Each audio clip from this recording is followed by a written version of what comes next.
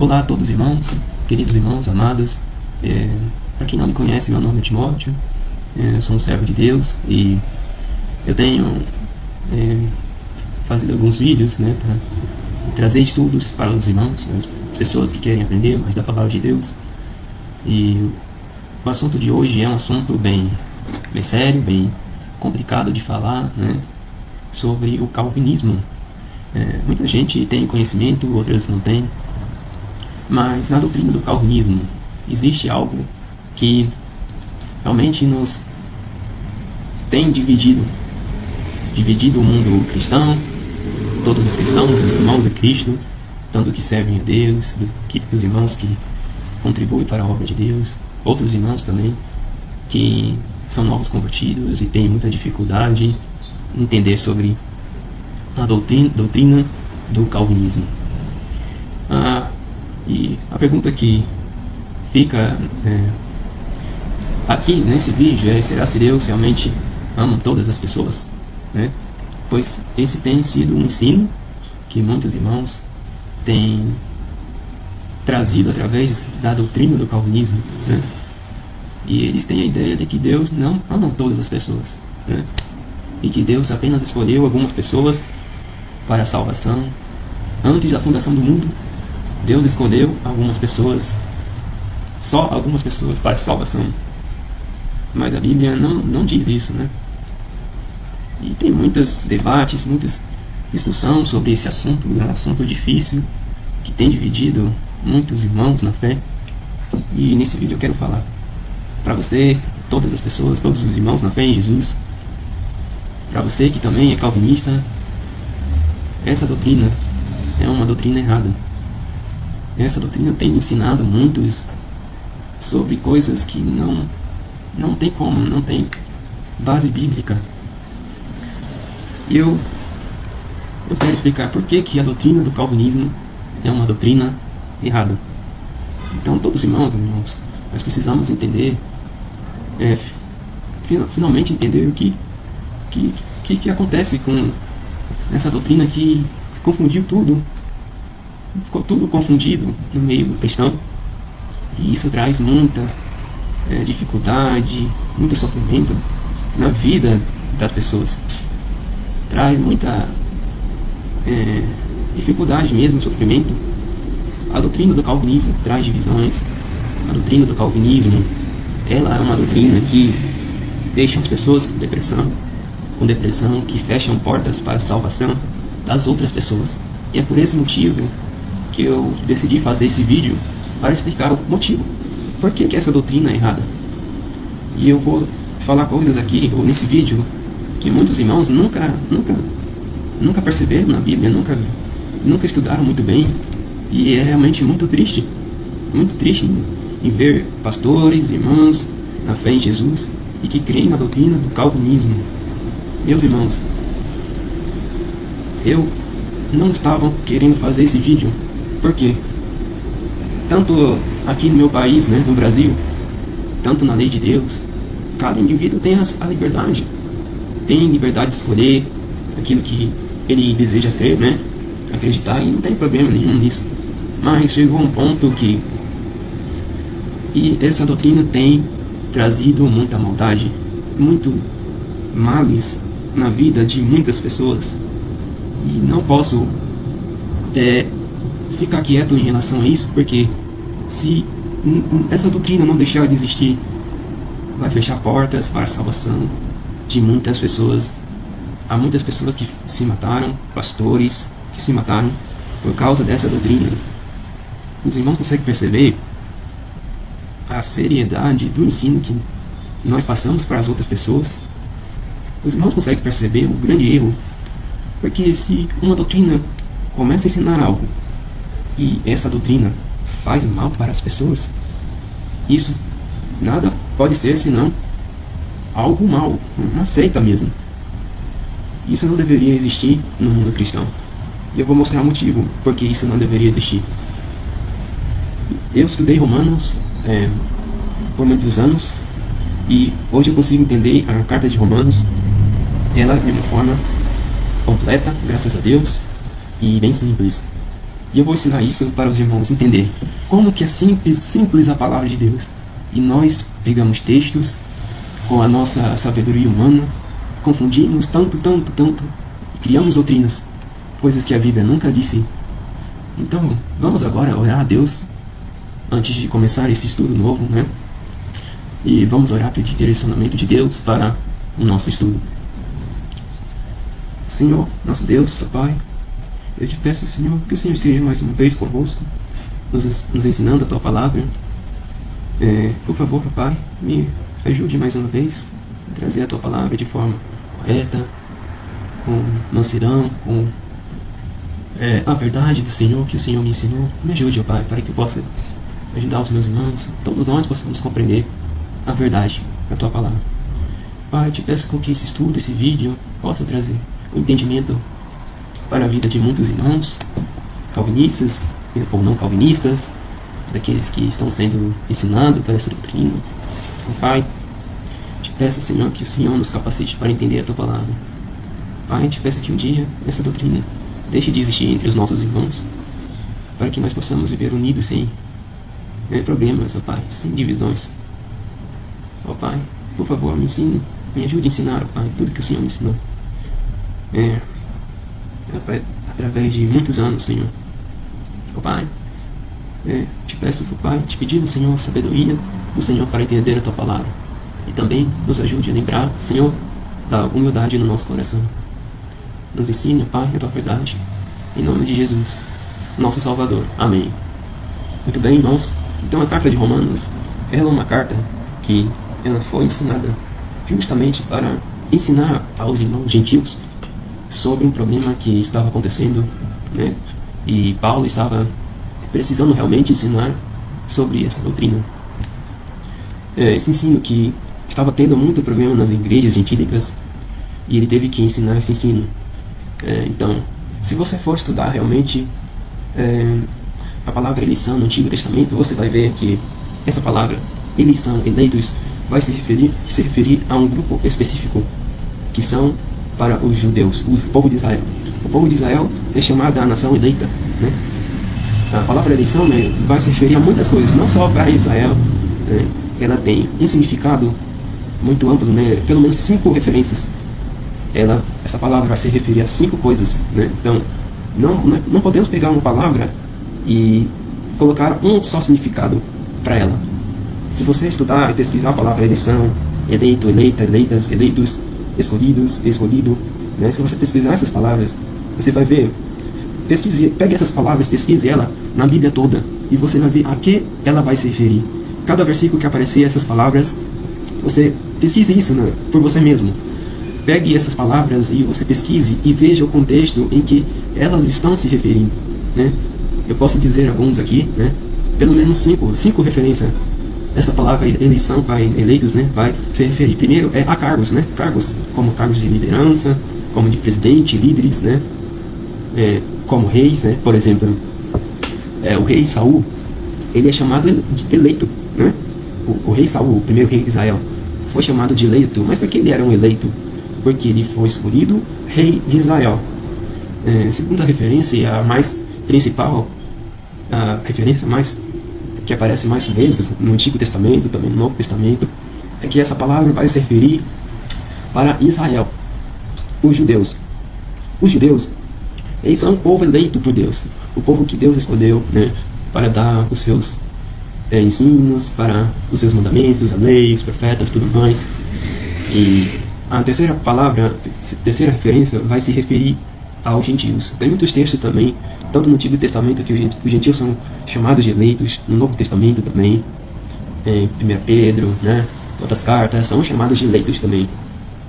A quarta referência é para Jesus. Jesus é chamado de um eleito do Senhor, né, porque ele foi uma pessoa escolhida para ser o Salvador do mundo, né.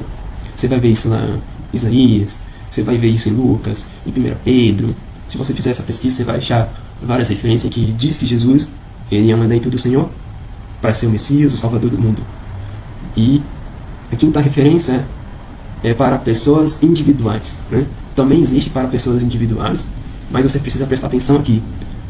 Quando se trata de pessoas individuais, está se referindo que essa pessoa ou é um judeu ou essa pessoa é um gentil.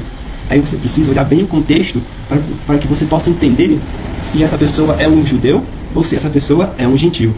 Então sempre vai ter essas referências, vai se referir a essas 5 coisas, e tem mais alguns diferentes que eu não estou me lembrando agora, né? Mas pelo menos as 5 referências sobre a palavra eleição.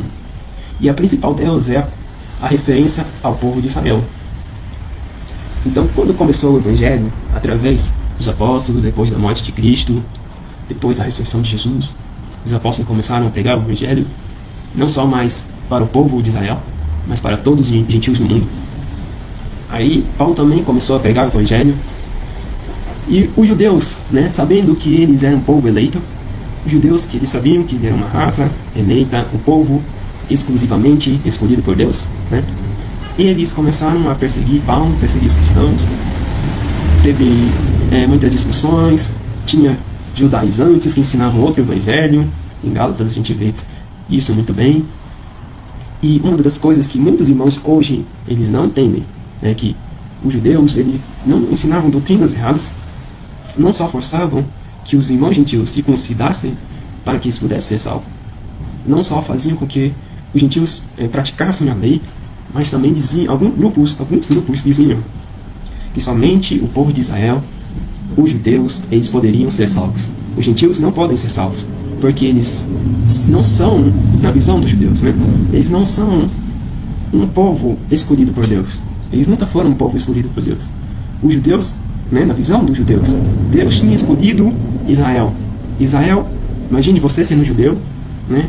E você vendo agora muitos gentios sendo salvos, né? E isso causou muitos ciúmes, né, no povo de judeus, os rabinos, os fariseus, tudo mais. E eles diziam o quê? Nós que somos o povo escolhido por Deus, nós somos o povo eleito de Deus, só nós podemos ser salvos. Ou você acha que isso não aconteceu? Lembra de Jesus, os fariseus, os saduceus, os escribas? Eles eram completamente contra Jesus, né? Você acha que eles não iam fazer isso? Eles queriam de qualquer jeito destruir a mensagem de Jesus. Eles queriam totalmente destruir, né, os ensinos de Jesus, né? Eles queriam esconder a ressurreição de Jesus, impedir de que qualquer gentil pudesse conhecer realmente a salvação, conhecer o Deus verdadeiro. E foi exatamente esse problema que Paulo enfrentou. Os judeus diziam que só eles poderiam ser salvos, eles eram o povo eleito. E ao estudar Efésios, a gente começa a entender algo que Paulo começou a ensinar nos seus ensinos na primeira carta de Efésios. Se você estiver aí com a sua Bíblia, vamos ler Efésios capítulo 1. Vamos ler para a gente observar aqui o que Paulo está dizendo. E se realmente isso é verdade, vamos olhar.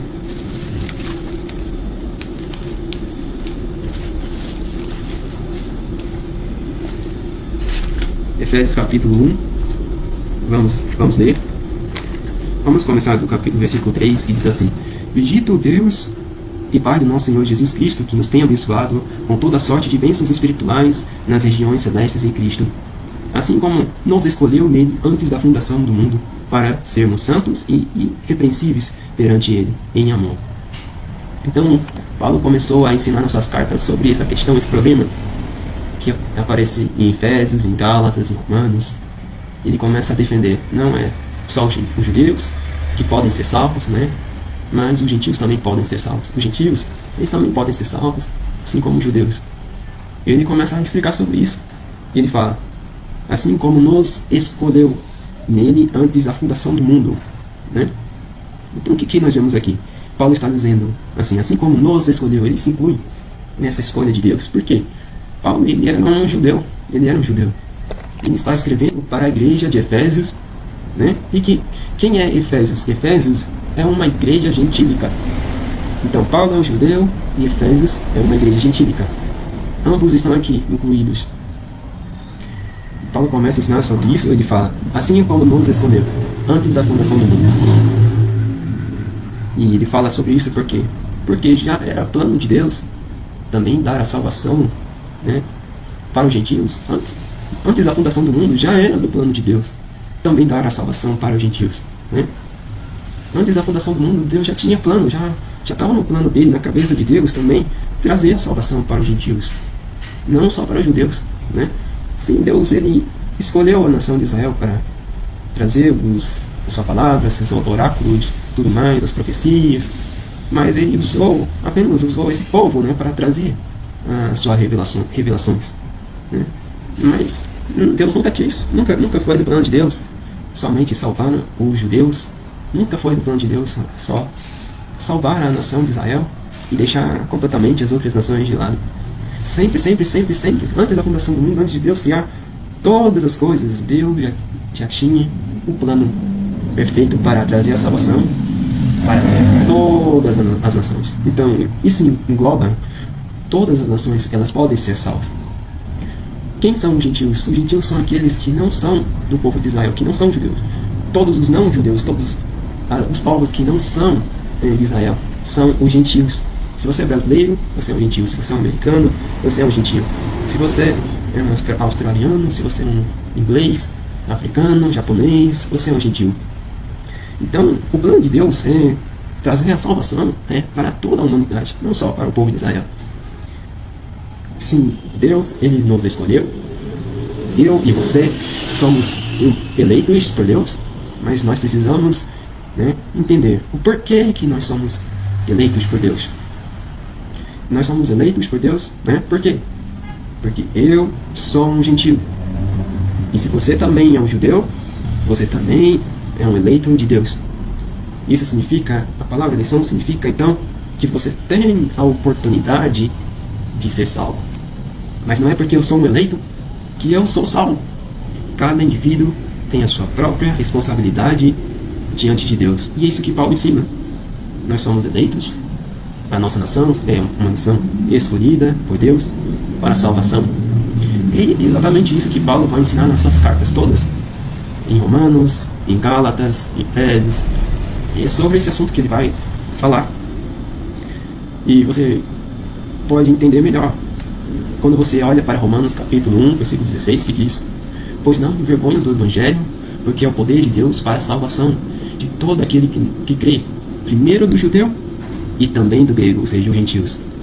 Então, tanto os judeus como os gentios, eles podem ser salvos. Por que eles podem ser salvos? Porque eles são nações escolhidas por Deus, né, para a salvação. Povo que podem ser salvo. Então, todas as pessoas do mundo, elas são eleitas, são escolhidas por Deus, no sentido de que elas podem ser salvas. E mais, cada indivíduo, como eu falei, tem a sua própria responsabilidade diante de Deus. Cada indivíduo, ele tem a livre escolha de escolher rejeitar a Deus ou amar a Deus, de querer a Deus, a salvação de Jesus, ou de não querer a Deus. Livre arbítrio, livre escolha, livre arbítrio. Deus sempre foi assim, ele deu completamente a livre escolha para o homem de escolher a ele ou rejeitá-lo. Deus é o ser realmente mais educado que existe na face da terra. Ele não vai obrigar ninguém a ser dele, ele não vai obrigar ninguém a ser dele ou não. Cada indivíduo tem a sua livre escolha.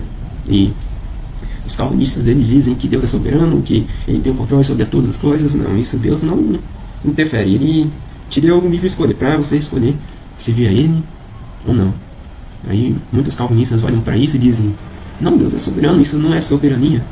Mas como que você vê a soberania de Deus? É um Deus que determina quem irá ser salvo ou não. Não creio que Deus criou todas as coisas para apenas salvar alguns seres. E também os anjos também, não. Eu creio que Deus é soberano de tal forma que Ele deu a livre escolha para um homem poder escolher se ele quer realmente a Deus, escolher a Deus, rejeitá-lo ou não, ou amá-lo ou rejeitá-lo. Deus é soberano de tal forma que ele deu a livre escolha para o homem nesse sentido. Isso que é soberania de verdade. Esse é o poder de Deus. E os calvinistas limitam essa soberania de Deus. Um Deus que determina cada coisa acontecer, isso não é poder, isso é um Deus pequeno, um Deus completamente distorcido. E a cabeça dos irmãos calvinistas é completamente virada para um Deus que não tem nenhum sentido. E é um outro Deus, é completamente outro Deus. Esse Deus que os calvinistas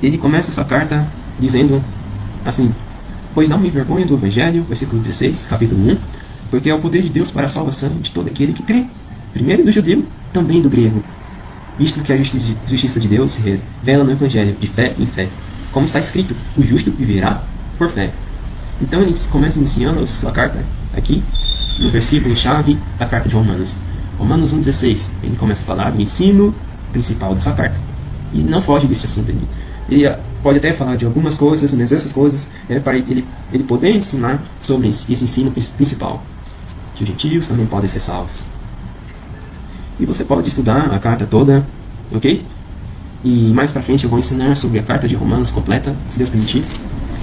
Mas vamos ler Romanos 9, de 1 a 11. Ele vai falar sobre isso. Você pode estudar em casa também. Você pode ler a carta toda de Romanos 3 vezes para estudar. Você pode pegar ela, estudar, ler ela todinha. Depois você lê Romanos 9 a 11, que é um assunto só. E você vai ver que é o mesmo assunto na carta toda. Então você pode ler Romanos 1 ao 16 e você vai ver. É justamente isso que Paulo está ensinando.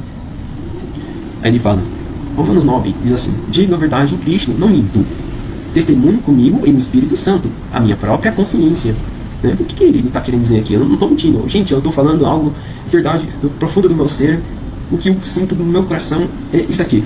Tenho grande tristeza, incessante dor no meu coração. Por que Paulo está com tanta dor no seu coração?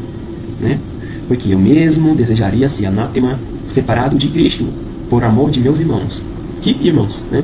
Então, Paulo está dizendo aqui: olha, eu juro, eu não estou mentindo, eu testemunho comigo mesmo, no Espírito Santo, que eu não estou mentindo, eu tenho uma grande tristeza no meu coração. Por que eu estou tão triste? Justamente por causa dos meus irmãos. Que irmãos? Ele vai explicar. Meus compatriotas, segundo a carne. Então a gente está entendendo o que ele está falando. Ele está falando da sua nação, o povo de Israel, o seu povo, né? Ele está falando do seu povo, os judeus, né? Tenho grande tristeza no meu coração pelos meus irmãos. Versículo 4. Que são israelitas. Está vendo que o apóstolo Paulo ele está falando justamente sobre esse assunto? Sobre os judeus, os gentios, que ambos são povo de Deus, escolhido por Deus. E está falando de Israel aqui. Pertence-lhes a adoção e também a glória, a aliança, a legislação, o culto, as promessas. Né? Tudo isso pertence ao povo de Israel. Deles são os patriarcas, também deles o descendente, o Cristo, né? Jesus, também é um judeu, né? Segundo a carne, ao qual é sobre todos, Deus bendito para todos sempre. Amém. Aí ele está falando aqui, né, do povo de Israel, que eles rejeitam a Cristo, eles rejeitam Cristo. Cristo não crê no Evangelho, a maioria, né? E por isso que Paulo está triste. Ele até gostaria de ser amaldiçoado no lugar do seu povo, né, dos judeus, para que eles pudessem ser salvos, né, no lugar dele. Aí ele fala no versículo 6: e não pensemos que a palavra de Deus haja falhado, né? A gente não deve pensar que a palavra de Deus falhou no sentido da escolha de Deus, né, pelo povo de Israel. Deus escolheu o povo de Israel. Israel é realmente o povo de Deus. É isso que Paulo está ensinando aqui. Então isso não falhou, eles continuam sendo o povo de Deus. Ok? É isso que Paulo está ensinando. Não, a palavra de Deus não falhou. Deus realmente escolheu, né, o povo de Israel. O povo de Israel continua sendo de Deus, né? Deus continua amando o seu povo, né? Apesar da rejeição, né, que eles têm por Jesus.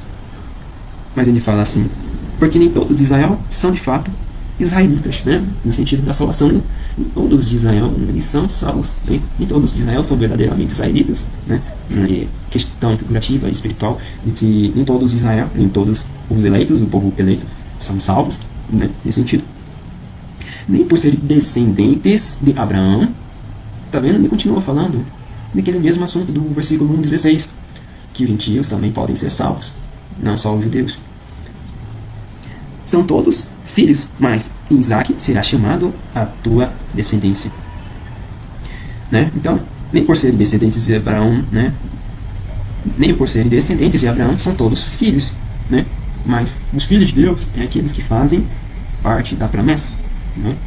Que é aqueles que realmente creem em Jesus para a salvação pela fé em Jesus. Isaac será chamado a tua descendência, né? Isso é, esses filhos de Deus não são propriamente os filhos da carne, né? Ele está falando de uma questão espiritual, os filhos das promessas, né?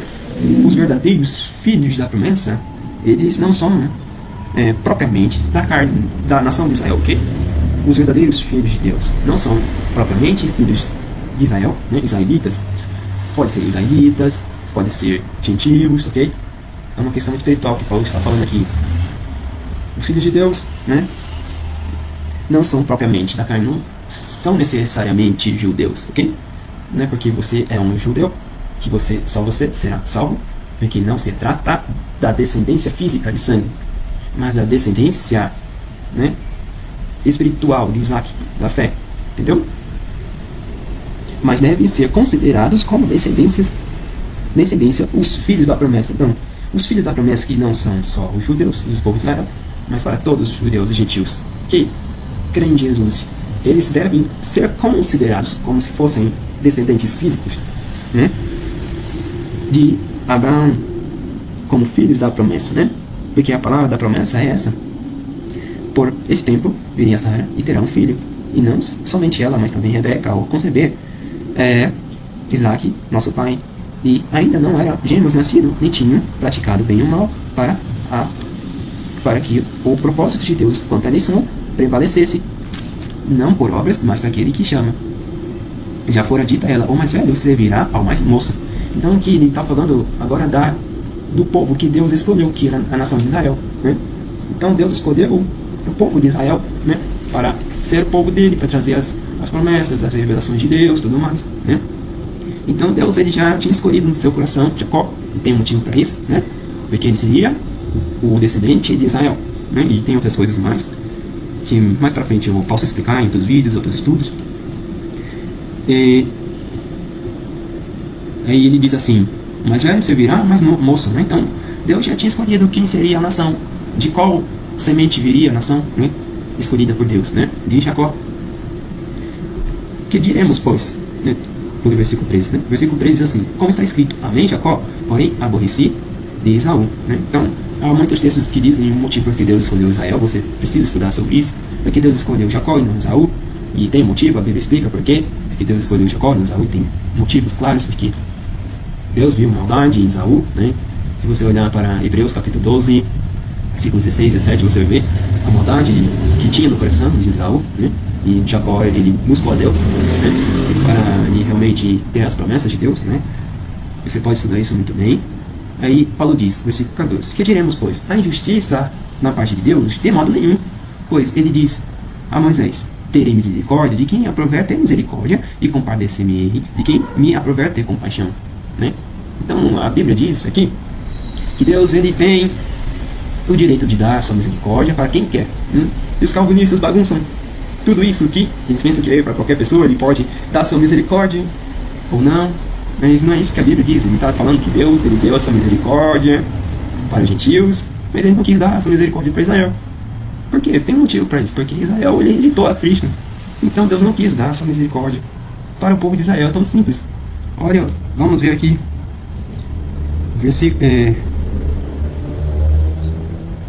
capítulo 2, versículo 23. Ele deu a sua misericórdia. Não. Versículo... vamos ver.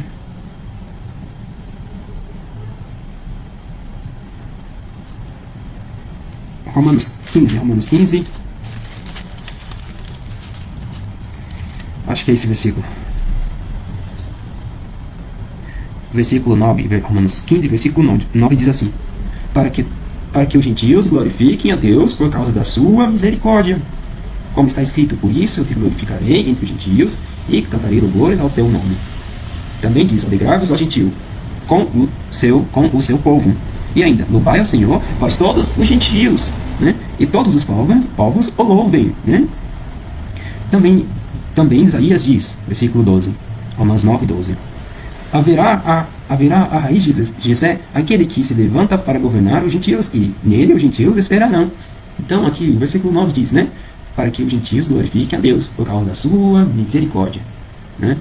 Então Deus, ele está dando sua misericórdia para os gentios, ok? Não é para qualquer pessoa individual, é para os gentios. Também tem outros textos. Vamos olhar para 1 Pedro capítulo 2. 1 Pedro 1 Pedro, capítulo 2,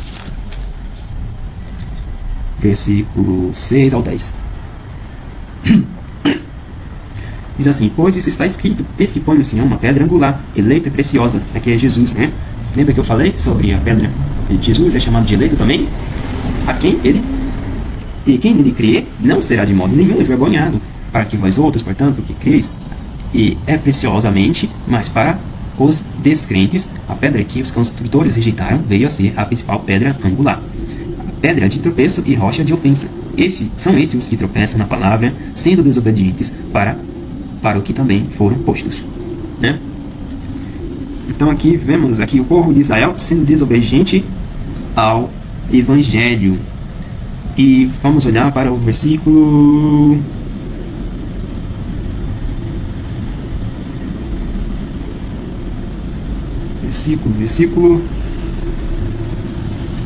agora versículo 9, né? Vós, porém, sois raça eleita, aqui falando do gentil, sacerdócio real, nação santa, povo de propriedade exclusiva de Deus, a fim de proclamar as virtudes daquele que vos chamou das trevas para a sua maravilhosa luz. Vós sim que antes não eras povo, né? Os gentios não eram o povo de Deus. Quem era o povo de Deus era Israel, né? Mas agora, ele fala, mas agora sois povo de Deus, né? Os gentios, eles são um povo escolhido. Ele fala, vós sois raça eleita, sacerdócio real, nação santa, povo, propriedade exclusiva de Deus. Não só Israel, não só os judeus, mas os gentios também são a nação eleita. Ele continua falando assim: vós sim que antes não eras povo, mas agora sois povo de Deus, que não tinhas alcançado misericórdia, mas agora alcançastes misericórdia. Tá vendo? Os gentios, eles alcançaram a misericórdia de Deus. E é sobre isso que Paulo está falando aqui em Romanos 9. Deus deu a misericórdia de Deus, Deus deu a sua misericórdia para os gentios, né? Como está escrito, né? Versículo 14: que diremos, pois? A injustiça da parte de Deus? Não, de modo nenhum, né? Será se Deus for injusto em dar a salvação para o judeu ou para os gentios, né? É isso que Paulo está ensinando aqui. Tem que entender essas questões, gente, irmãos. Vocês precisam entender essas questões. Coloque a Bíblia nas suas mentes, seu entendimento no coração. É sobre isso que Paulo está falando, e não está falando de eleição de pessoas individuais, mas de duas nações: judeus e gentios. Judeus e gentios. Ele está falando que os judeus estão sendo rejeitados por Deus, porque não creram em Jesus, e que Deus agora está dando sua misericórdia para os gentios. Por que ele quer? Por quê? Porque os gentios, eles estão crendo, estão sendo obedientes ao Evangelho. E os judeus, eles estão sendo desobedientes ao Evangelho. Eu tenho grande tristeza, Paulo diz, no meu coração, porque eles não creem no Evangelho. Meu povo, minha nação, queria ser amaldiçoado no lugar deles, para que eles pudessem ser salvos. Mas a injustiça da parte de Deus? Não, porque Deus dá a sua misericórdia para quem quer, né? E Deus deu a sua misericórdia para os gentios, porque eles obedecem ao Evangelho. É sobre isso que Paulo está falando na sua carta toda de Romanos, meus irmãos. Irmãos, é tão simples a palavra de Deus, é muito simples. Vamos continuar lendo. Então, vemos aqui, versículo 14, versículo 16.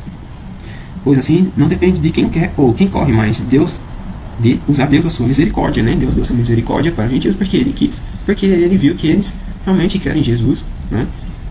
É condicional, não é incondicional a sua misericórdia. Se você se arrepender dos seus pecados, né, realmente deixar, a palavra de Deus diz, alcançará a misericórdia de Deus, né? Tem uma condição a isso, não é incondicional que Deus decide aleatoriamente dar a salvação para um indivíduo e para o outro. Não é assim, irmãos. Daí a palavra de Deus, entenda essa questão tão simples da palavra de Deus. Não se confunda, isso tudo é a palavra de Deus. É mais simples do que tudo se você orar, pedir a Deus, né? E nós erramos porque nós não pedimos a Deus, direcionamento de Deus para a gente entender a palavra de Deus. Porque, versículo 17, porque a Escritura diz a Faraó: para isso mesmo te levantei para mostrar em ti o meu poder, para que o meu nome seja anunciado entre toda a terra. Logo ele tem misericórdia de quem quer, e endurece a quem lhe apraz, né? Então ele usou aqui o exemplo de Faraó, né, que foi um homem que Deus viu que realmente tinha um coração endurecido, e ele usou essa pessoa que tinha essa característica forte de rejeitar. Deus sabia que iria rejeitar, colocou ele no poder, né? Para isso mesmo te levantei. Para isso que Deus usa pessoas, mesmo pessoas maus ou não. Deus usa qualquer pessoa para seu propósito, né? Deus usou o Faraó porque ele sabia que ele não ia aceitar, né? E Deus seguiu o fluxo do seu coração para que ele pudesse mostrar o poder de Deus, seu próprio poder, né? Através de um homem que Deus sabia que ele nunca iria se arrepender, né? E Deus usou o seu poder em relação a isso. Ele tem esse poder para dar sua misericórdia para quem quer, deixar realmente o coração endurecido de quem já tinha esse coração endurecido. Então você precisa entender que Faraó já tinha o seu coração endurecido para com Deus. Ele apenas usou esse coração endurecido, né? Deus não pode endurecer os corações das pessoas, porque a palavra de Deus diz lá em Êxodo, você pode estudar que o endurecimento do coração é pecado. Deus não pode fazer uma pessoa pecar. Se Deus fazer uma pessoa pecar, endurecendo o seu coração, ele não é um Deus que merece ser louvado. Porque se ele faz as pessoas pecarem, ele não merece ser honrado por isso. Não pode ser um Deus realmente verdadeiro. Então Deus não endureceu. Você pode ver na Bíblia, em Êxodo, que Deus não endureceu o coração de Faraó. Ele apenas usou o coração dele e deixou como ele estava. Deixou ele cada vez mais sim endurecer o seu coração. Tem um vídeo no meu canal aqui explicando sobre o endurecimento do coração de Faraó. Você pode assistir e você vai ver que realmente não foi Deus que endureceu o coração de Faraó, mas foi ele mesmo que endureceu o seu coração. Ele apenas deixa a pessoa como ela está, como ela quer. É a mesma coisa de Romanos capítulo 2, capítulo 3, que diz que Deus deixa as pessoas como elas querem ser, né? Como que elas querem ser, nesse capítulo 2 de Romanos. Então o endurecimento do coração, que Deus endurece o coração, quando a palavra de Deus fala que Deus endureceu o coração de Faraó, é nesse sentido: deixar a pessoa realmente com o seu coração endurecido. Ela endurece, né, o seu coração, e Deus apenas deixa com que ela continue, né, com esse coração endurecido. Continue com a sua teimosia, e que ele diz que ele não vai ficar lutando com alguém que não quer Deus. Deus é o ser mais respeitoso que existe na face da terra. Ele não vai te obrigar a viver uma vida santa, agradável a Deus, se você não quiser. Você é livre, você tem livre escolha. Deus apenas vai seguir o fluxo. Na medida com que você decide algo no seu coração, Ele vai deixar como você está. Seja se você quer ser dele ou não, se você quer amar a Deus ou não, né? Deus ele vai seguindo o desejo do coração do homem, né? Deus não vai forçar ninguém. Ele vai deixar a pessoa como está, né? Seu coração endurecido. É uma figura de linguagem quando diz que Deus endureceu o coração do Faraó. É apenas deixar como ele já estava, com seu coração endurecido. Em capítulo 2, em capítulo 3, ele fala sobre capítulo 1, capítulo 1 e capítulo 2, na verdade, né? Ele fala sobre isso, que Deus deixa as pessoas como elas querem viver. Quando você lê lá em Gênesis, né? Capítulo 6, Gênesis capítulo 6, Deus falou assim: o meu espírito não vai mais ficar lutando com um homem, né? Não vai ter contenda, né, contra um homem, porque ele também é carne. O meu espírito não vai ficar para sempre, né? Vamos abrir para Gênesis, a gente lê certinho o texto. Gênesis capítulo 6. Gênesis capítulo 6.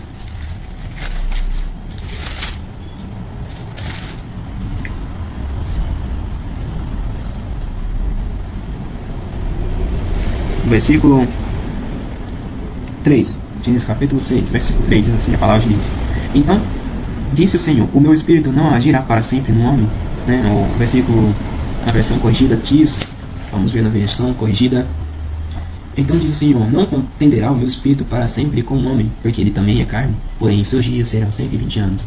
Então Deus não vai ficar lutando, insistindo com as pessoas a não pecar, a não viver uma vida desagradável a Deus. Ele não vai fazer mais isso, porque ele sabe a natureza do homem. Se o homem quiser viver, né, ele vai ficar lutando, julgando. Deus não vai fazer isso. E isso que acontece também no capítulo 1, capítulo 2 de Romanos. Deus ele entrega as pessoas para as suas paixões, né? Porque Deus mostra a verdade para elas, que elas obscurecem os seus corações, como se queressem apagar, né, a verdade de Deus. Então vivem sua vida no pecado, né? E Deus entrega eles para suas paixões, né? Deus realmente deixa como elas estão, né? Porque Deus já fez tudo para o homem, já deu a revelação, já mostrou toda a verdade para o homem, já mostrou que ele existe, já deu toda a revelação, deu os profetas, ok? Enviou Jesus para morrer na cruz para os nossos pecados. Então, se as pessoas quiserem viver a sua vida pecaminosa, ele não vai ficar mais lutando, querendo insistir, como insistisse por alguém amar a ele, sendo que a pessoa não ama ele, né?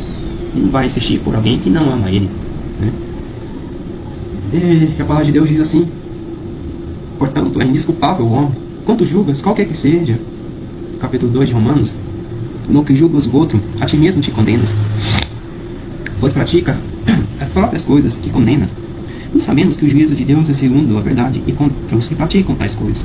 Tu, homem, que condenas quem pratica tais coisas e faz as mesmas, pensas que te livrarás do juízo de Deus? Ou despreza a riqueza da sua bondade, tolerância e longanimidade, ignorando que a bondade de Deus é o que te conduz ao arrependimento, né?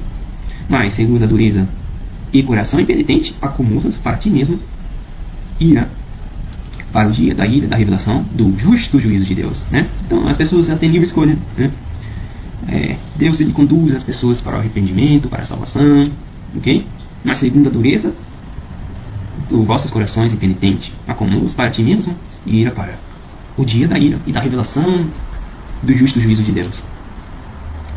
Versículo 9: tribulação e angústia virão sobre a alma de qualquer homem que faz o mal, ao judeu primeiro, também ao grego.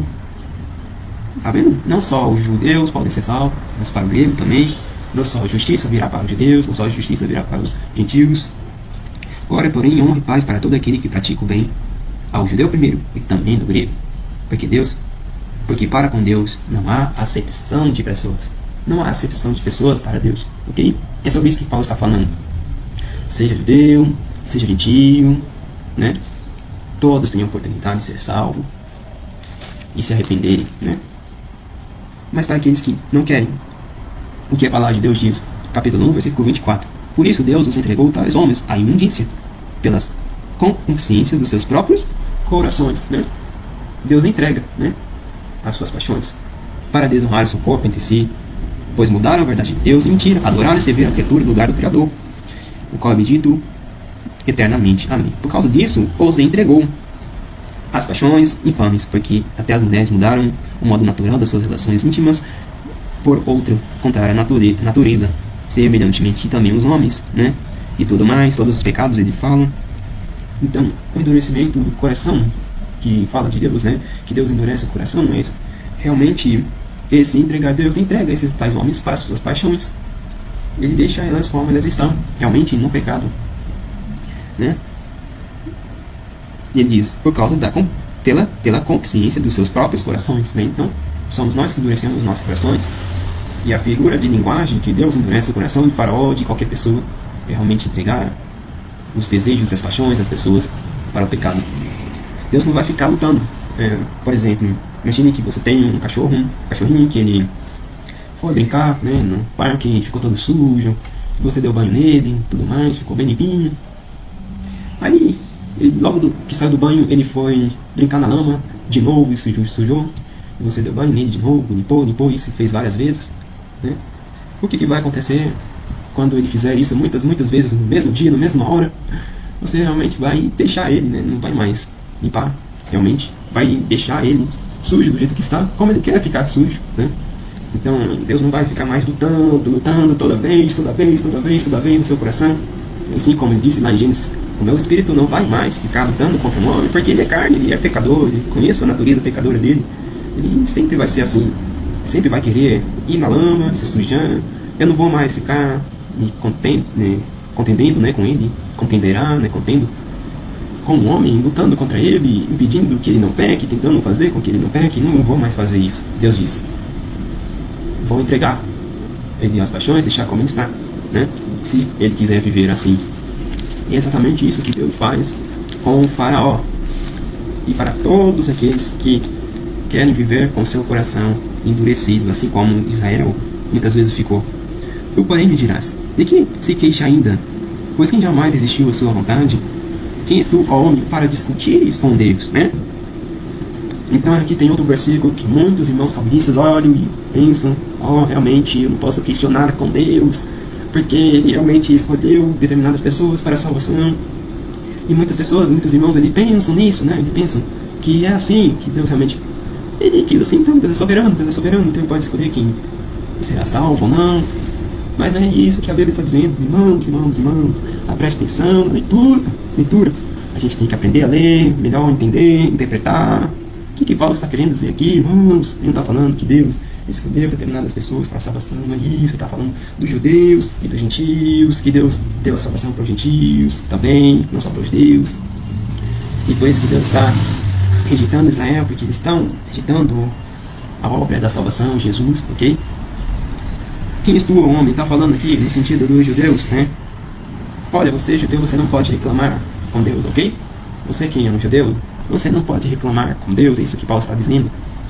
Você não pode reclamar com Deus, porque Deus deu a salvação também para os gentios. Não pode reclamar com Deus. Deus quis assim, porque eles estão obedecendo ao Evangelho, estão crendo em Jesus, ok? Deus, a misericórdia, realmente quis também, desde a fundação do mundo, dar a salvação para os gentios também. E você, judeu, ou qualquer homem que seja, você não pode reclamar com Deus, porque Ele deu a salvação para os gentios também. Ele quis assim, ponto final, ok? É isso que Paulo está falando. Porventura pode o objeto perguntar a quem o fez, por que me fizeste assim, ou não sabe que o oleiro tem o direito sobre a massa para mesmo barro fazer um vaso para honra e outro para desonra. Ele está ensinando aqui agora a ilustração que Deus usou para com o povo de Israel, lá em Jeremias capítulo 18. Se você não conhece Jeremias capítulo 18, você não vai entender o que Paulo está dizendo aqui, ok? Ele está falando ali para o povo de Israel, aquele barro. Ele fala lá em Gênesis capítulo 18, ele fala para Jeremias: Jeremias, vai lá no oleiro. Ele foi lá e viu o oleiro mexendo no barro, e de repente o barro desmanchou, né? O barro desmanchou na mão de oleiro e ele desmanchou toda a massa. Quebrou, né? Então vou ter que fazer outra massa, ok? E Jeremias lá olhando o oleiro, né? Ele desmanchou, né? E fez outra massa, né? Outro jarro, como ele quis, né? Fazer.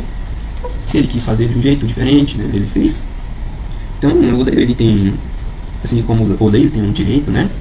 De fazer o que ele quiser, ele pode fazer o que ele quiser, né? Se a massa desmanchou na mão dele, né? Ele pode fazer a massa se tornar do jeito que ele estava querendo fazer o jarro, ou fazer outro jarro, do jeito que ele quiser, ok? E Jeremias estava olhando, né? Ele fazer um jarro novo, né? Diferente. E veio a palavra do Senhor para o profeta Jeremias e falou: fala para o povo de Israel, né? Fala para o povo de Israel: será se eu não posso fazer o mesmo que esse oleiro fez com vocês, né? Fazer vocês um vaso de ira ou um vaso de honra, né? Deus tem o direito, né? Se Ele quiser, Ele vai deixar você desmanchado ou não, coisa assim, né? Vamos olhar lá para Jeremias capítulo 18 para a gente ver melhor. Então ele continua falando do povo de Israel aqui. De assunto é sempre Israel, gentio, Israel e gentio. Olhe para Jeremias 18, né? Está falando de quem? De Israel. Ele não muda de assunto, é o mesmo assunto. Deus também deu a salvação para os gentios, e não só para o povo de Israel. Veio a palavra do Senhor, Jeremias capítulo 18, versículo 1. Veio a palavra do Senhor, que veio a Jeremias dizendo: desponte e desce à casa do oleiro, e lá ouvirás as minhas palavras. Aí Jeremias falou: desci à casa do oleiro, e eis que ele estava entregue à sua obra sobre as rodas, fazendo lá o barro, né? Mudando o jarro, né? O jarro de lama, né? E versículo 4: como o vaso que o oleiro se fazia de barro, né? Se lhe estragou na mão, né? É uma representação, né? Do povo de Israel, porque Deus tinha o povo de Israel na mão e ele estragou, porque eles tiveram o quê? Seus corações endurecidos, né? Para com Deus, né? Por causa do pecado, ok? Tudo mais. Tá entendendo até aqui? Se ele estragou na mão, tornou a fazer dele outro vaso, segundo bem lhe apareceu. Então, segundo bem apareceu, né? Ele fez. Então veio a mim a palavra do Senhor, Senhor, não poderei eu fazer de vós como fez este oleiro, ó casa de Israel. Veja que ele está falando o quê? De Israel. Não é outro povo, né? Sempre é Israel e gentil. Então, os vasos aqui em Romanos, capítulo 9, ele não está falando de qualquer pessoa que ele quer decidir ou fazer, ou qualquer um ser um vaso de uva, ou qualquer vaso de vinho. Não, não. Ele está falando justamente do povo de Israel. Diz o Senhor: eis que como barro na mão do oleiro, assim sois vós na minha mão, ao caso de Israel. No momento em que eu falar acerca de uma nação, ou de um reino, para arrojar, derribar e destruir, se tal nação se converter da sua vontade, contra a qual eu falei, também eu me arrependerei do mal que eu pensava de fazer, né? Então veja que é condicional. Quando a pessoa se arrepende, né, ela passa a ser vaso de honra. Se ela não se arrepender, ela vira o quê? Vaso de desonra, vaso de ira, ok? E no momento em que eu falar acerca de uma nação e de um reino para edificar e plantar, e se ele fizer o que é mal perante mim e não der ouvidos à minha voz, então me arrependerei do bem que havia dito que ele faria. Então, veja aqui que é condicional, né? Se uma nação for ruim, não obedecer a Deus, Deus pode fazer o que com essa nação? Transformar em vaso de ira, vaso de desonra. Mas se ela se arrepender, né, ela se transforma numa nação de bênção, né, na mão de Deus. É condicional. É pela condição do povo, da nação, das pessoas, ok? Ora, pois, fala agora aos homens de Judá e aos moradores de Jerusalém, dizendo: assim também, assim diz o Senhor, eis que estou forjando o mal e forno no plano e formo um plano contra vós outros. Convertei-vos, pois agora cada um do seu mal proceder, e amendai o vosso caminho, vossas ações. Mas eles dizem: não há esperança, porque andamos consoantes em nossos projetos, e cada um fará segundo a dureza do seu coração maligno. Portanto, assim diz o Senhor: perguntai agora entre os gentios. Está vendo? Que é sempre judeus e gentios, sempre assim nas suas cartas. Também 1 Coríntios, 2 Coríntios também fala um pouco disso. Judeus e gentios, sempre Paulo fala isso, sempre. Sobre quem ouviu tal coisa sobremaneira honrenda cometeu a Virgem de Israel, né? Sempre Israel e gentio está falando aqui. Então, ele está falando assim, que ele está forjando mal. Ele está fazendo o que com o povo de Israel? Ele está fazendo com que o povo de Israel vire um vaso de ira. Por quê? Por causa da desobediência deles, dos pecados, porque eles não querem se arrepender, ok? Então, é sempre condicional. Uma nação vira vaso de ira ou vaso de bênção, né? Se dependendo, né, das condições, né? Se ele estiver, né, realmente querendo Deus ou não, se convertendo ou não. Mas o homem precisa se converter primeiro. É sempre condicional. Deus nunca escolhe uma pessoa individualmente, aleatoriamente, ok? É sempre condicional. É sempre condicional, ok? E você vê isso muito bem. Ezequiel, ok? Vamos olhar para Ezequiel. Ezequiel diz isso muito bem.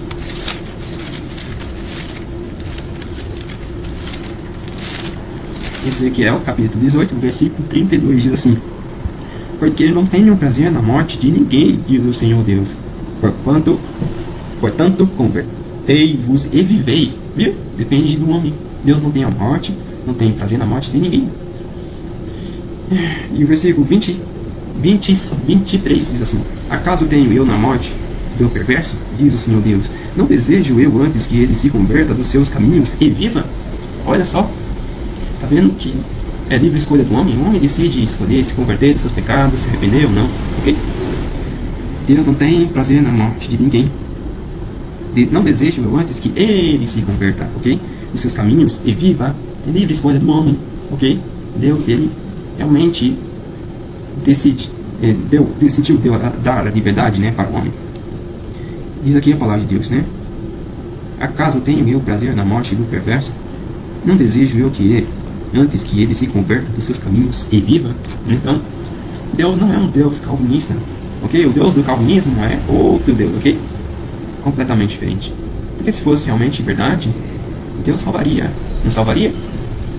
Se Deus fosse um Deus calvinista e ele tem o poder de salvar quem ele quer, por que ele não salva estes homens, né? Ele deveria salvar esses homens se ele quisesse. Mas Ele deseja que eles se arrependam. Depende do homem a sua salvação, ok? É muito simples e muito claro esse texto. Vamos continuar olhando para Romanos capítulo 9.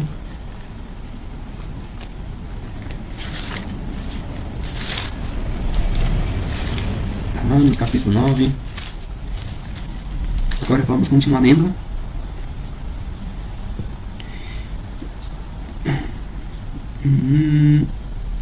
Versículo 21, né? Ou não, tem um goleiro direito sobre a massa para o mesmo barro fazer um vaso de honra e outro para desonra, né? Veja também aqui que Paulo ele explica realmente sobre esses vasos, que tal vaso eles podem se arrepender e se tornar vasos de honra, se eles se arrependerem dos seus pecados. É sempre uma condição, ok?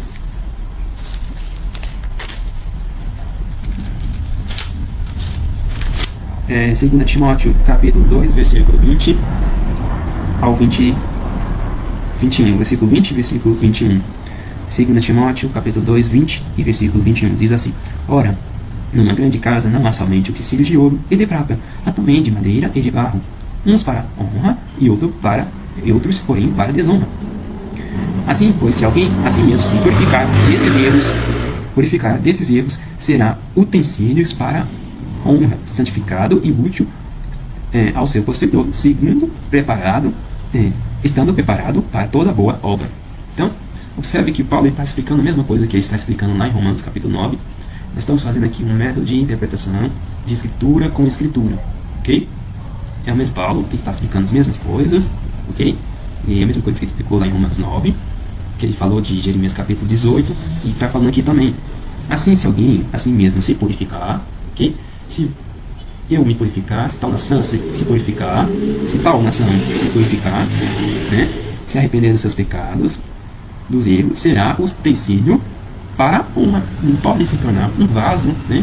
Ou um utensílio, né? Para honra, né? Se ele quiser, né? Então, é isso que Paulo está ensinando no Romanos capítulo 9 sobre esses vasos. E versículo 22 agora de Romanos capítulo 9 diz assim: Que diremos, pois? Se Deus, querendo mostrar a sua ira e dar a conhecer o seu poder, suportou com muita longanimidade os vasos da ira preparados para a perdição, a fim de que também desses desse a conhecer a riqueza da sua glória em vasos de misericórdia. Quem deu a sua misericórdia? Deus deu a sua misericórdia para quem? Para os gentios, né? Nós já vimos isso, ok? Deus deu a sua misericórdia para os gentios. E ele fala que esses gentios são vasos de misericórdia, ok? Tá vendo que Paulo ainda está falando do mesmo assunto? Ele não mudou do mesmo assunto. Ele está falando dos judeus e dos gentios. Os judeus são vasos de ira porque estão desobedecendo a Deus, né? Enquanto os gentios, né, estão obedecendo o Evangelho. Eles estão sendo vasos de misericórdia. Versículo 24, os quais somos nós. Paulo se inclui aqui também. Não só os judeus podem ser salvos, mas os gentios, né? Ele se inclui também porque tem judeus que são salvos, né? Ele é um judeu e ele é salvo, né? Paulo é um judeu, Romanos é gentil, ok? Mas para nós, os quais somos nós, né? Nós somos os vasos de misericórdia. O grupo dos judeus e gentios, né? Preparado, que a quem também chamou, não só dentre os judeus, mas também dentre os gentios. É uma pergunta, né? Os quais nós, a quem também chamou, não só dentre os judeus, mas também dentre os gentios, assim como também diz Oséias: chamarei meu povo a quem não era meu povo, né? Então Deus ia chamar os gentios de meu povo, porque antes ele não era um povo de Deus. Nós, gentios, não eram povo de Deus antes, no passado. Mas ele diz em Oséias: chamarei o meu povo que não era meu povo. Ele está falando de gentios, e amada aqui não era amada, né? E no lugar em que lhes disse: vós não sois meu povo, ali mesmo sereis chamados filhos de Deus vivo. Veja que Paulo continua falando de gentios, que eles também podem ser salvos. Ele não muda de assunto, ok? Mas relativamente a Israel, tá vendo? Israel clama Isaías: ainda que o número dos filhos de Israel seja como a areia do mar, o remanescente é que será salvo, ok? Veja que Paulo continua falando dos judeus, dos gentios, e não muda de assunto. Ele continua falando até o capítulo 11 todinho, também até o capítulo 16. E se você continuar lendo, você vai ver que ele continua falando dos gentios. Versículo 28: porque o Senhor cumprirá a sua palavra sobre a terra, cabalmente como em breve. Como Isaías já disse: se o Senhor dos Exércitos não tivesse deixado descendência, íamos tornado como Sodoma e semelhante a Roma. Então, por causa do povo de Israel, né, Paulo está dizendo aqui, se Deus não tivesse deixado descendentes as promessas que Deus fez com Israel, se Deus não tivesse feito as promessas com Israel, já era para o povo judeu, ok? Eles não iam mais ser o povo dele, ia ser completamente destruído. Mas Deus não destruiu por causa dos descendentes, por causa como diz aqui, das promessas que Deus fez com Israel. Aí Paulo diz, que diremos, pois? Que os gentios, tá vendo que ele está falando dos gentios? Que não buscavam justiça, nem vieram alcançar, todavia, os que decorre da fé, em Israel, que buscava a lei de justiça, não chegou a atingir a essa lei. Por quê?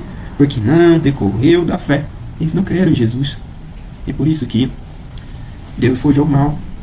Eles se transformaram em vaso de ira, né? A maioria, né? Porque não creram em Jesus.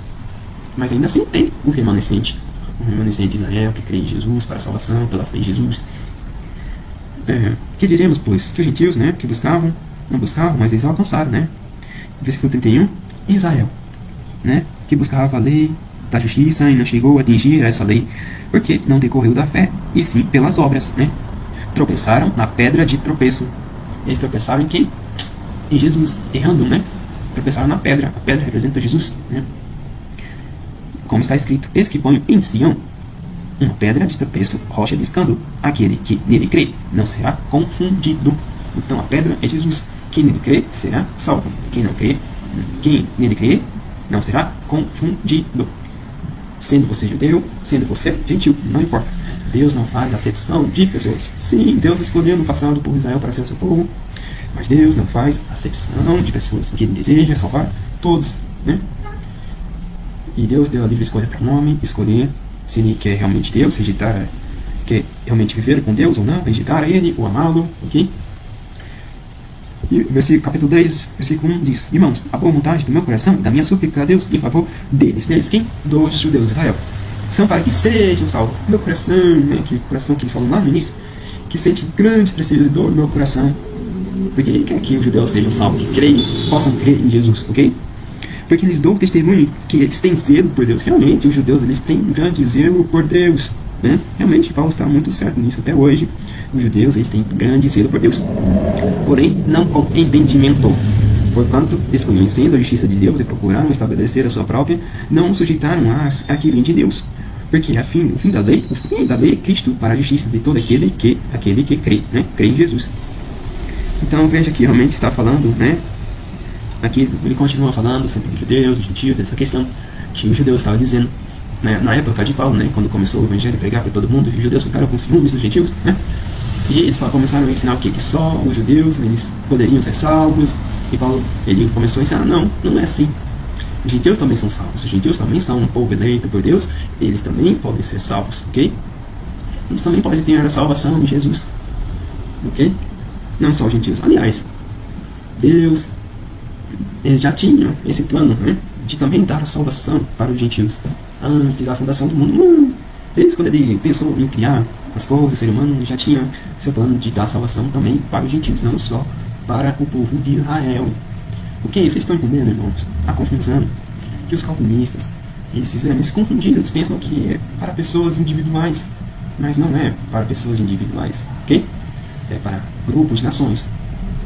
E nós vamos ver aqui, né, que ele continua falando no versículo 5. Ora, Moisés escreveu que o homem que pratica a justiça, né, decorre da lei, viverá por ela. Mas a justiça decorrente da fé, assim diz. Não perguntes ao teu coração: quem subirá ao céu? Isso é, para trazer do alto Cristo? Ou quem descerá ao abismo? Isso é, para levar a Cristo dentre os mortos? Levantar a Cristo dentre os mortos? Porém, que se diz: a palavra está perto de ti, na tua boca e no teu coração. Isso é a palavra da fé que pregamos. Se com a tua boca confessar Jesus como Senhor, em teu coração creres que Deus ressuscitou dentre os mortos, será salvo. Porque com o coração se crê para a justiça e com a boca confessa a respeito da salvação. Porque, porquanto a Escritura diz: todo quem Paulo está referindo aqui? Todos os judeus e todos os gentios. Todo aquele que nele crê não será confundido, pois não há distinção entre judeus e grego. Entre gentios, grego é a mesma coisa para se referir aos gentios, uma vez que o mesmo Senhor, o mesmo é o Senhor de todos, rico para com todos quem? Judeus e gentios, todos os que invocam, porque todo aquele que invocar o nome do Senhor será salvo. Então, uma vez que você passa a crer em Jesus no seu coração, você é judeu, você é gentio, seja qual for a sua nação, vocês podem ser salvos. É isso que Paulo está falando. Se com sua boca confessar Jesus como Senhor e com o seu coração crer de todo o seu coração, você será salvo. É isso que a palavra de Deus nos ensina. Então, se você continuar lendo, você vai ver que ele continua falando. O povo de Israel, leia Romanos todinho até o capítulo 16. Olhe agora para Romanos capítulo 16 e vamos terminar nosso estudo. E tem muitas coisas que eu poderia falar, mas aqui já deve ser suficiente. Mas se você fizer esse estudo, de procurar as referências, a que se refere a palavra eleição, você vai ver que ela se refere a cargos como liderança, presidentes, líderes, reis, oficiais. Vai se referir a líderes, que o povo escolheu, ou para judeus, ou para gentios, ou para Jesus, ou para pessoas individuais. Para pessoas individuais, você precisa olhar o contexto para ver se essa pessoa é um gentio ou se essa pessoa é um judeu. E aqui tem essa referência de uma pessoa individual. Romanos capítulo 16, versículo 12. Saudai a Trefana e a Trefosa, os quais trabalharam no Senhor. Saudai a estimada Pérside, que também muito trabalhou no Senhor. Saudai a Rufo, eleito no Senhor, igualmente a sua mãe, que também tem sido mãe para mim. Então, ele mostra aqui uma pessoa que é chamada de eleito aqui. Mas esse Rufus aqui, por que ele chama de eleito no Senhor? Ele, desde o versículo 3 de Romanos 16, versículo 3 até o versículo 12, Rufus, ele começa a fazer as suas saudações, se despedindo das pessoas, porque Romanos é um povo gentílico, Roma é gentil, da igreja gentílica, ok? E quando chega em Rufus, ele chama ele de eleito, ele está dizendo que ele é um judeu que vive entre os gentios, ok? Ele é um judeu que vive entre o povo de Roma, a igreja de Roma, ele vive lá na igreja de Roma. Paulo aqui só está destacando Rufus, que é um judeu, ok? Que vive entre os gentios lá em Roma, na igreja gentílica de Roma, ok? Porque será se as outras pessoas não seriam eleitas do Senhor? Segundo a interpretação calvinista, então as outras pessoas não seriam eleitas, só Rufus, tá entendendo? Então Rufus é um judeu que vive entre os gentios. É por isso que ele é chamado de eleito no Senhor, porque ele é um judeu. Se você não entender essas questões, você não vai entender a que essa palavra se refere. Se você não entender a palavra eleição, se você não entender o contexto a que cada versículo vai se referir, você vai se confundir. Você não vai entender até mesmo os estudos escatológicos. É importante também o estudo escatológico, ok? Se você não entender essa palavra eleição, você não vai entender o estudo escatológico que Jesus ensinou também. Você já pensou nisso? Então, Rufus aqui é só um destaque, porque ele é um judeu. É por isso que Paulo chama de eleito, porque ele é um judeu que vive entre a igreja de Roma, entre os irmãos romanos, que são gentios. Aqui é só um destaque. É só para destacar ele, Ele e a sua mãe, igualmente a sua mãe, que são judeus, igual Paulo. Entendeu? Olhe para a questão escatológica que Jesus ensinou em Mateus. Se você não sabe disso, você não vai entender a escatologia, ok? Olhe para Mateus. Olhe para Mateus, capítulo 24. Mateus, capítulo 24. Então, para cada palavra que você achar eleito ou escolhido, você tem que olhar para o contexto para que você entenda a que essa palavra vai se referir, porque ela tem vários significados, ok? Essa palavra eleição tem vários significados. E você, toda vez que você lê a palavra de Deus e você vê essa palavra eleito ou escolhidos, você precisa entender a que ela vai se referir. Pode se referir a judeus, pode se referir aos gentios, pode se referir a Jesus, pode ser cargos como rei, escolhendo do povo de Israel que escolheu algum cargo, pode ser para pessoas individuais como Rufus, que era um judeu nesse contexto, poderia ser um gentio em outro contexto, ok? E aqui em Mateus capítulo 24 aparece Jesus falando várias vezes sobre a palavra eleitos ou escolhidos, A que vai se referir a isso? Você precisa olhar o contexto para que você entenda a qual essas cinco referências vai se referir a essa palavra, a eleição, ok? Versículo 22 de Mateus capítulo 24 diz assim: se não tivesse aqueles dias sido abreviados, ninguém seria salvo, mas por causa dos escolhidos, tais dias serão abreviados.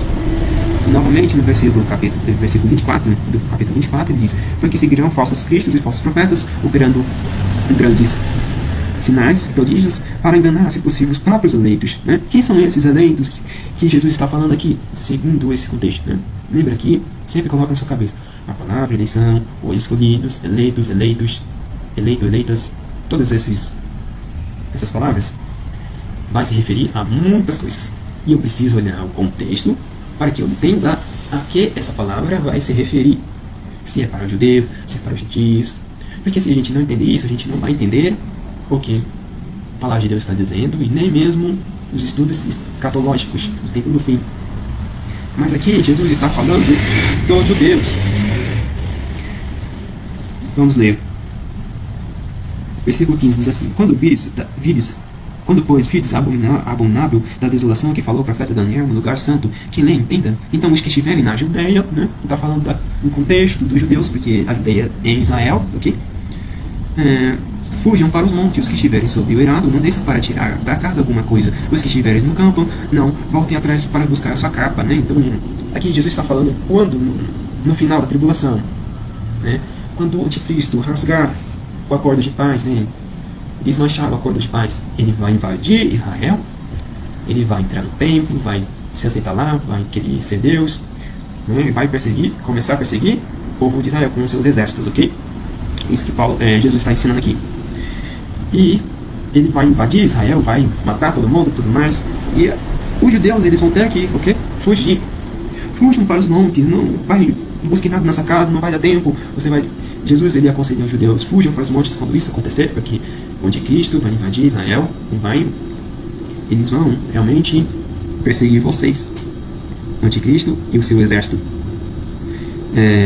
Ai das que estiverem grávidas. Por quê? Porque as grávidas, elas vão ter que correr, fugir. Por isso que Jesus fala para ai, né, das que estiverem grávidas, porque elas vão ter que fugir, e é uma dificuldade, né? Fugir é assim. E das que amamentam naqueles dias, né, no final da tribulação, porque as que amamentam, que estiverem grávidas, vão ter dificuldades, né, para fugir com o bebê e tudo mais.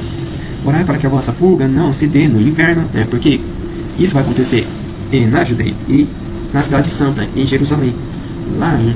Lá em Jerusalém neva, se você não sabe, lá em Jerusalém neva, e isso pode dificultar, né, para a fuga das pessoas, dos judeus, né. Então veja que Jesus está falando aqui o contexto de quem? Dos judeus, né.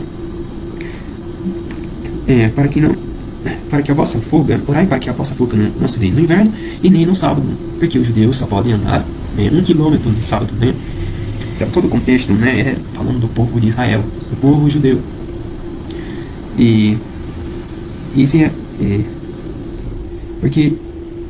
Porque esse tempo haverá grande tribulação, como nunca, desde o princípio no mundo até agora, se tem havido, nem haverá, jamais. E não tivesse aquele dia sido abreviado, ninguém seria salvo, mas por causa dos escolhidos. Quem são os escolhidos aqui, segundo esse contexto? O povo de Israel, né? Tais dias serão abreviados. Então, se alguém vos disser, eis o Cristo, ou eis-o ali, não acrediteis, porque surgirão falsos cristos, falsos profetas, operando grandes sinais e prodígios, para enganar, se possível, os próprios eleitos. Enganar, se possível, os próprios, o quê? Judeus, né? Veja que vos tenho predito. Então, no versículo 20, o versículo 29 diz: logo em seguida, a tribulação daqueles dias, o sol escurecerá, a lua não dará a sua claridade, e as estrelas cairiam do seu firmamento, e os poderes do céu serão abalados. Então aparecerá no céu o sinal do Filho do Homem. Todo o povo da terra se lamentarão e verão o Filho do Homem vindo sobre a nuvem do céu, com poder e grande glória, e ele enviará os seus anjos com grande clamor de trombeta, aos quais reunirão os seus escolhidos. Aqui continua sendo, Jesus está falando dos seus escolhidos, o povo de Israel. Continua falando do povo de Israel. Ele vai reunir os seus escolhidos, ok? Ele vai tomar, arrebatar o povo de Israel. E a Bíblia diz isso, a Bíblia diz isso nas profecias, que Deus ele vai colher um a um dos judeus. Deus vai colher no final da tribulação. Isso é no final da tribulação. Ele vai colher um a um dos judeus, mas não é para o céu. Não, eles não vão ser arrebatados para o céu. Eles vão ser colhidos um a um para Jerusalém de volta. Depois que eles fugirem, eles vão fugir para baixo, para cima. Eles vão ser colhidos. Eles vão fugir para a Síria, Egito. Eles vão ser colhidos um a um. A Bíblia diz nas profecias do Antigo Testamento, para Jerusalém de novo, para começar o reinado. o reinado. Então, a gente consegue entender a escatologia melhor aqui. Reunirão seus escolhidos dos quatro ventos de uma outra extremidade dos céus, quatro cantos da terra, norte, sul, leste e oeste, né? Então, Deus vai reunir os judeus, todos os judeus do mundo todo vai se reunir, todos que fugiram, todos que moram em outros lugares vão se reunir, porque Deus vai arrebatar eles. Seus corpos serão transformados e serão remanescentes. E aqueles que estiverem sendo perseguidos pelo anticristo, seus exércitos, eles vão ser resgatados, assim, ó, imediatamente, né? Vão ser libertados da morte. Eles vão ser libertados da morte, né? Da perseguição. Eles vão ser libertados da perseguição do anticristo, que vai vir para matar eles, né? E vai acontecer isso, né? Então esse arrebatamento é outro tipo de arrebatamento que vai acontecer no final, se a gente não entende as profecias do Antigo Testamento, né? Se a gente não entende essa palavra eleição, a gente não vai entender a escatologia também. Tá vendo como é importante a gente entender essa palavra a que se refere, né? A Bíblia diz nas profecias que os judeus serão colhidos um a um, né, para Jerusalém, né?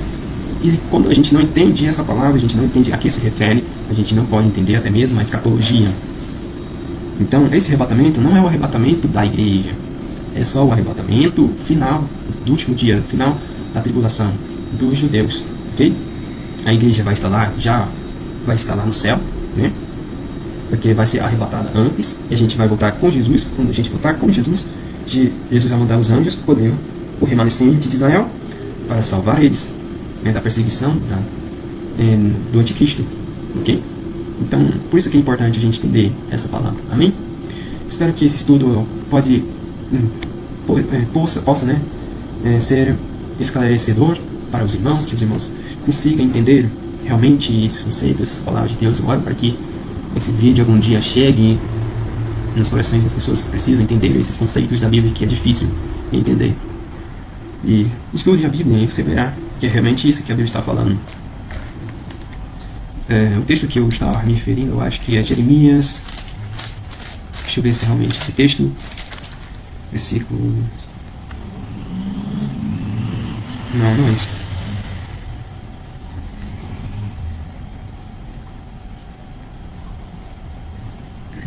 Realmente não tem aqui a referência desse que será colhido um a um, mas eu acho que em Isaías os judeus serão colhidos um a um.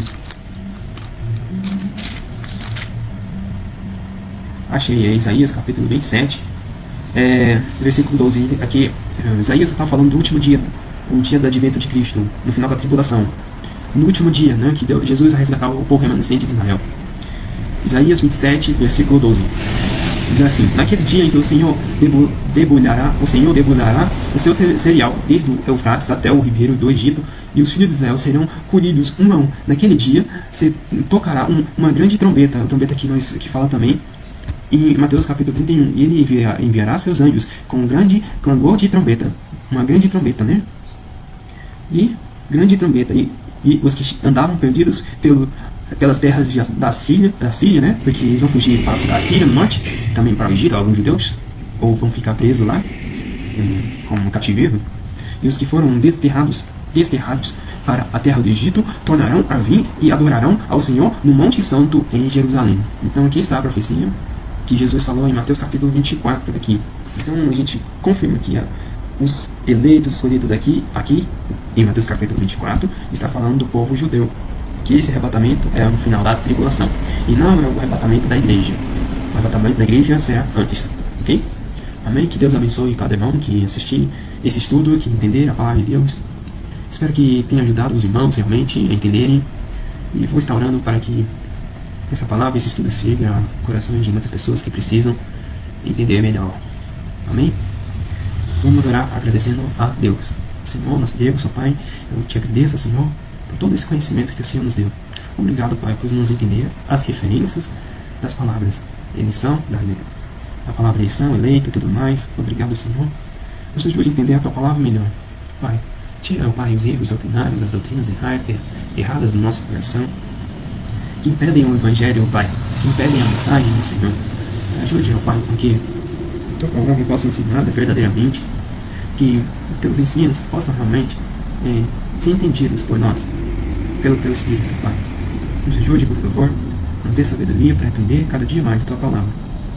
Que a Tua palavra possa tocar nos corações das pessoas, para que elas possam ser salvas Ó Pai, ajude com que esse vídeo, Pai, que eu estou fazendo, seja bom para a salvação das pessoas. É isso que eu te peço, em nome de Jesus. Nos dê sabedoria e entendimento para entender a Tua palavra. E nos ajude a lembrar da humildade no nosso coração também. Em nome de Jesus, nosso Salvador. Amém. Amém. Que Deus abençoe a cada irmão.